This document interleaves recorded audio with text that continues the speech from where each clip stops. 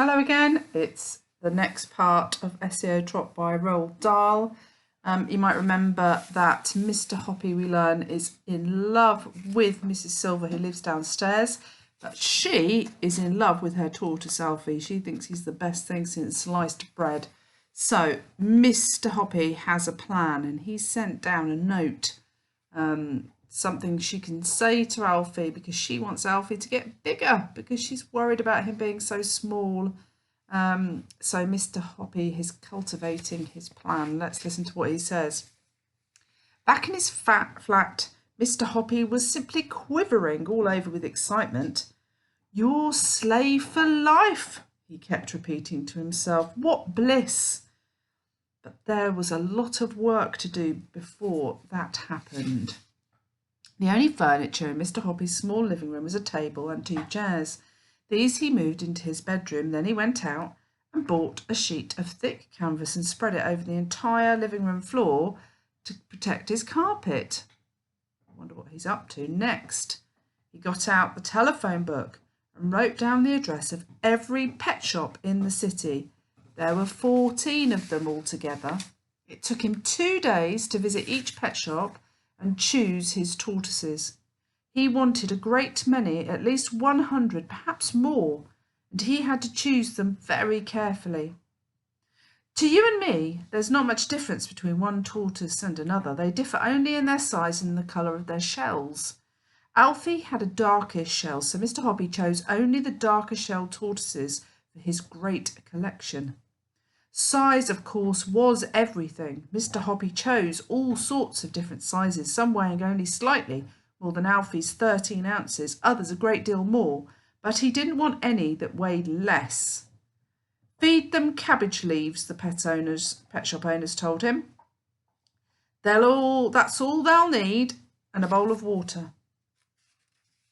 When he finished, Mr. Hoppy in his enthusiasm had bought no less than 140 tortoises, and he carried them home in baskets, 10 or 15 at a time. He had to make a lot of trips, and he was quite exhausted at the end of it all, but it was worth it. Boy, was it worth it.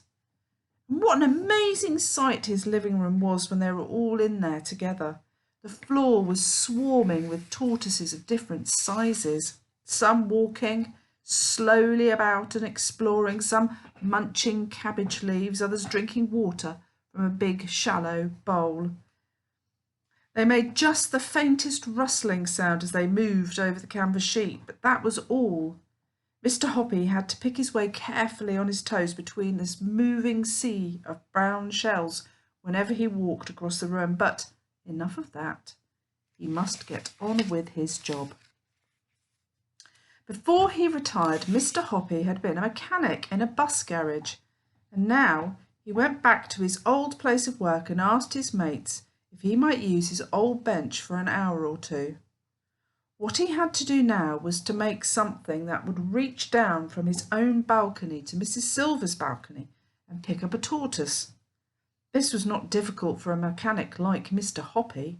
First, he made 2 metal claws or fingers, and these he attached to the end of a long metal tube. He ran stiff wires down inside the tube and connected them to the metal claws in such a way that when he pulled the wires, the claws closed, and when he pushed them, the claws opened. The wires were joined to a handle at the other end of the tube. It was all very simple. Mr. Hoppy was ready to begin. Mrs. Silver had a part-time job. She worked from noon until 5 o'clock every weekday afternoon in a shop that sold newspapers and sweets. That made things a lot easier for Mr. Hoppy. So on that first exciting afternoon, after he had made sure that Mrs. Silver had gone to work, Mr. Hoppy went out onto the balcony, armed with his long metal pole. He called this his tortoise catcher. He leaned over the balcony railings and lowered the pole down onto Mrs. Silver's balcony below. Alfie was basking in the pale sunlight over to one side. "Hello, Alfie," Mr. Hoppy said. "You are about to go for a little ride." He wiggled the tortoise catcher till it was right above Alfie. He pushed the hand lever so that the claws opened wide. Then he lowered the 2 claws neatly over Alfie's shell and pulled the lever. The claws closed tightly over the shell like 2 fingers of a hand, and he pulled Alfie onto his own balcony. It was easy, and let me show you the picture of the tortoise catcher. Can you see? Can you see a little Alfie there? Oh, he looks like he's having a good time. Or maybe he looks a bit scared actually in the other picture. I'd be quite scared. Mr. Hoppy weighed Alfie on his own kitchen scales just to make sure that Mrs. Silver's figure of 13 ounces was correct, and it was. Now, holding Alfie in one hand, he picked his way carefully through his huge collection of tortoises to find one that first of all had the same colour shell as Alfie, and secondly weighed exactly 2 ounces more. 2 ounces is not much. It is less than a smallish hen's egg. But you see, the important thing in Mr. Hoppy's plan was to make sure that the new tortoise was bigger than Alfie, but only a tiny bit bigger. The difference had to be so small that Mrs. Silver wouldn't notice it. From his vast collection, it was not difficult for Mr. Hoppy to find just the tortoise he wanted. He wanted one that weighed 15 ounces exactly on his kitchen scales, no more and no less. And when he had got it, he put it on the kitchen table beside Alfie, and even he could hardly tell that one was bigger than the other. But it was bigger. It was bigger by 2 ounces.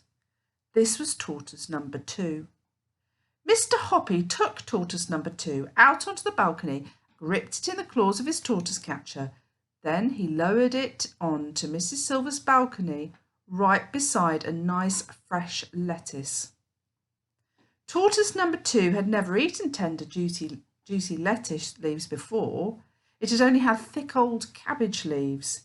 He loved the lettuce and started chomping away at it with great gusto. There followed a rather nervous 2 hours' wait for Mrs. Silver to return from work. Would she even see any difference between the new tortoise and Alfie? It was going to be a tense moment.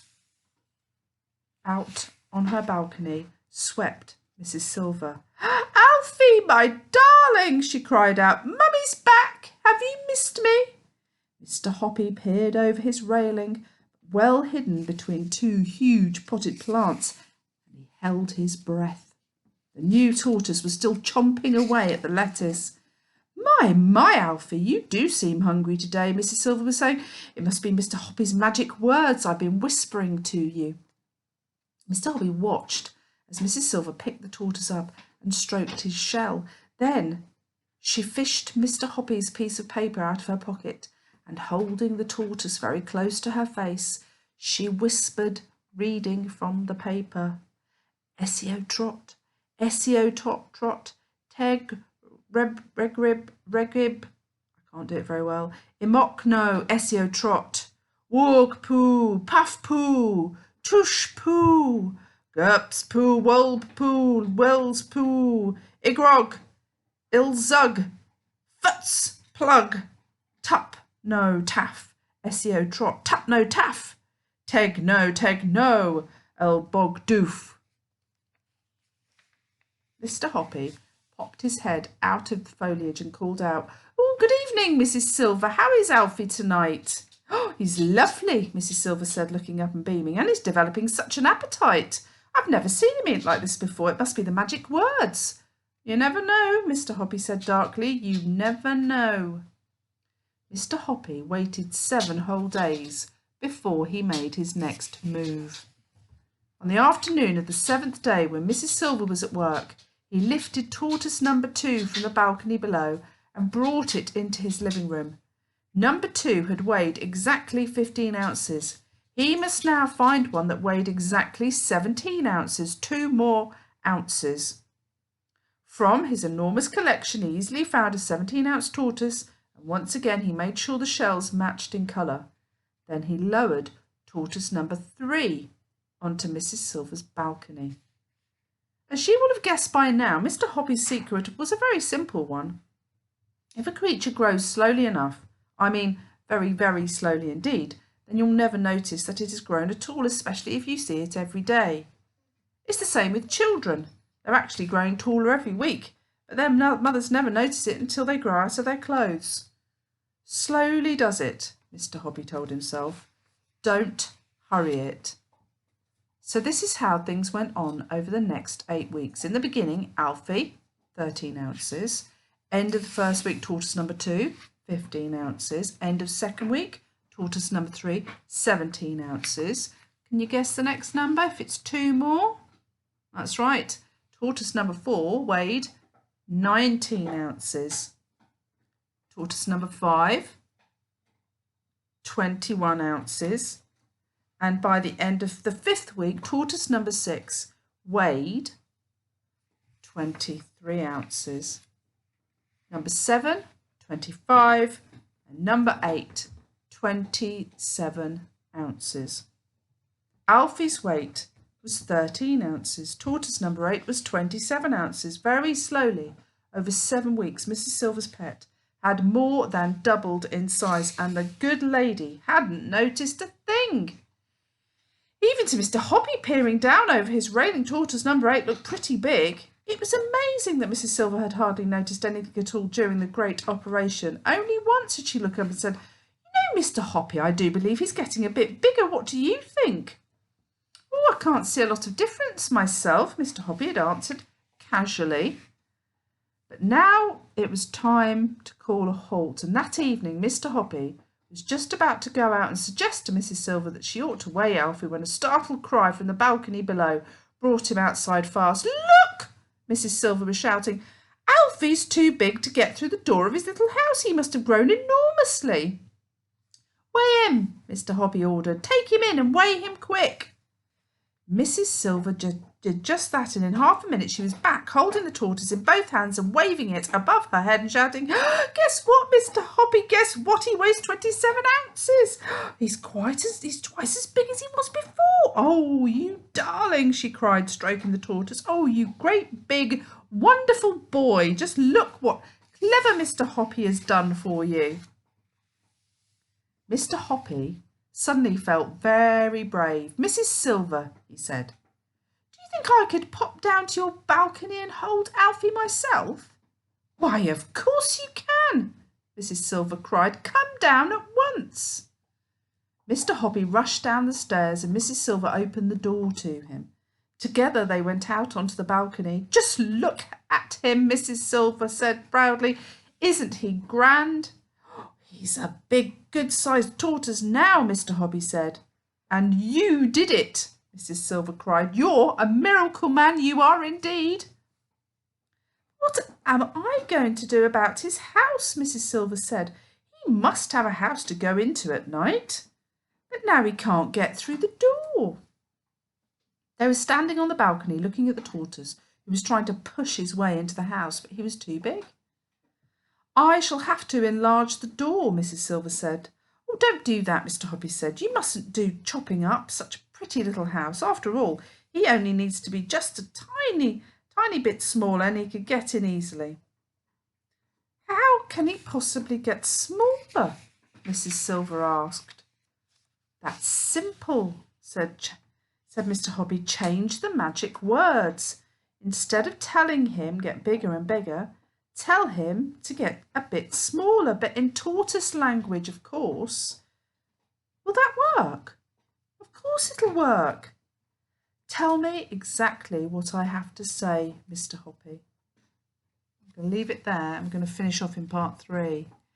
I hope you were counting on in twos. Maybe you can continue counting on. What's 2 more than 27? Try and go as far as you can by counting on in twos. And tell me, do you think Mr. Hoppy's right to be fooling Mrs. Silver? That's a question. So that's part 2 of Esio Trot. Until next time.